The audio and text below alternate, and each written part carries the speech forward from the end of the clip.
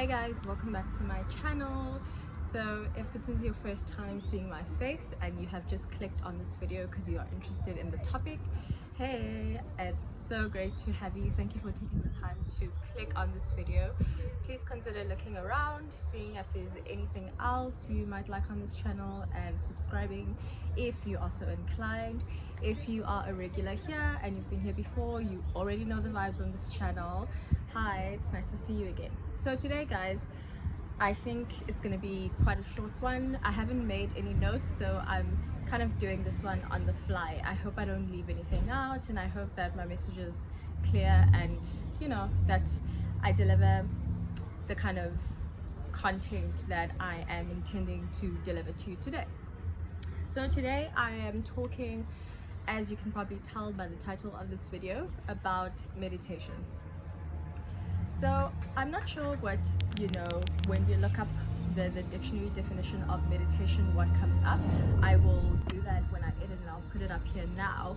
But I think a major misconception about meditation is that it's only the moments of stillness. So it's sitting down on a mat in a moment of stillness and just kind of in this position, the stereotype of what it looks like to be meditating. But I want to just debunk that really quickly before I get into this. Is that meditation is anything that puts you in a different state of the mind. So it moves you from here, where you're resonating and vibrating at this frequency here, which could be X, and moves you into this frequency over here, which is Y, right? So shifting from this to this. And there's a number of different activities that we do from day to day, and some even unintentionally, like when we're listening to music while we are driving to work, for instance, that can help us switch from sleepy and grumpy to getting us activated and feeling active and ready for the day. So that would be an active meditation.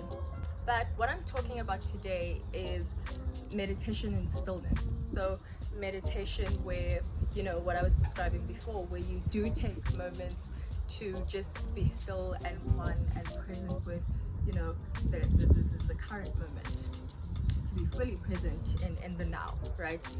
So meditation for me is something that I've done on and off, and I think most of us view meditation in the same way that we would view working out before we get into it, right? Because up until you start feeling the benefits of working out, you view it as a secondary task that takes up time, that takes effort, something that is extra to your day-to-day tasks. But once you get into the flow of exercising, you actually discover that it's not really an add-on, rather it's the integration of a tool of well-being in your life. And when you start feeling how that affects you in your body, and that it actually helps you to feel better, you come to realize quickly that it's not an add-on.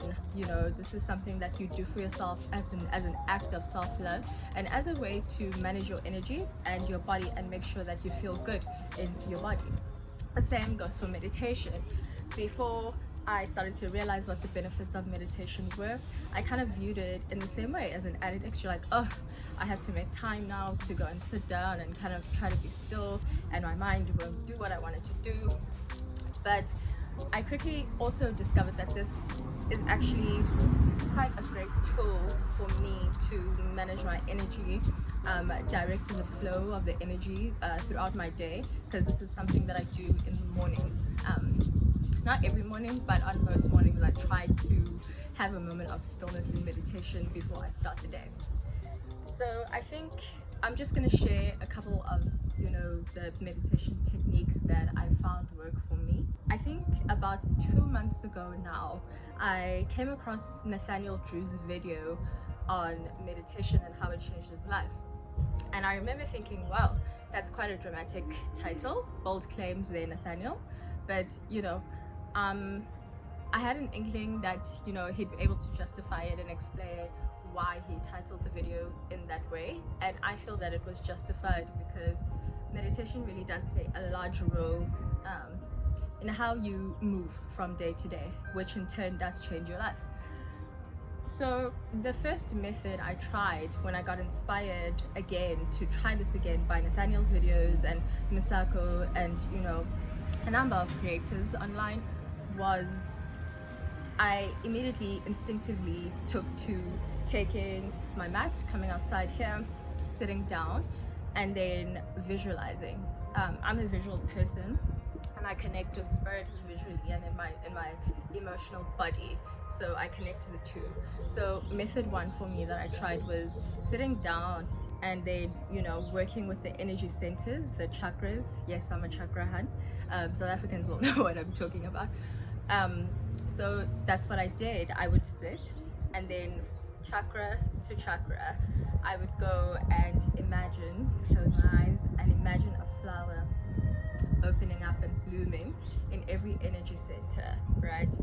And in that way you kind of open up the channels of the energy centers. You move your key around and you kind of unblock things within your energy body, right? It's not visible, but it works. And how you will know it works is if you do it consistently and see. And then I felt like, okay, I want to introduce something new now, and I moved on to breathing exercises, and that's because of a beautiful queen called Zaza Ali that I found here online, and she was talking about the importance of breathing and breathing exercises, right? And this is something that I'm still exploring, so this is just going to be the basics of what I've been doing now. I'll come back at a later stage and maybe share some more advanced methods.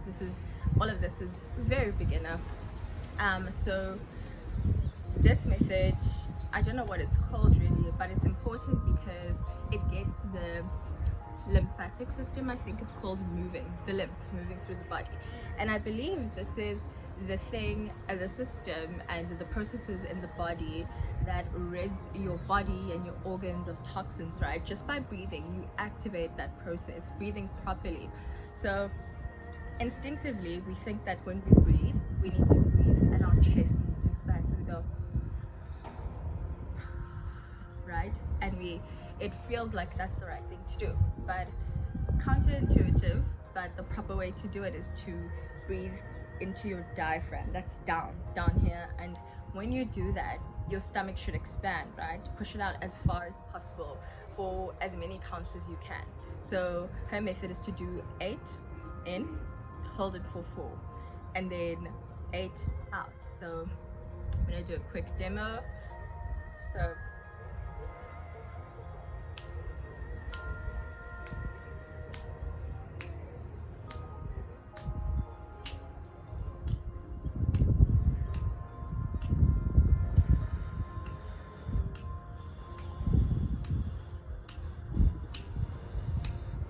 and the idea here is that when you exhale, you contract your diaphragm again.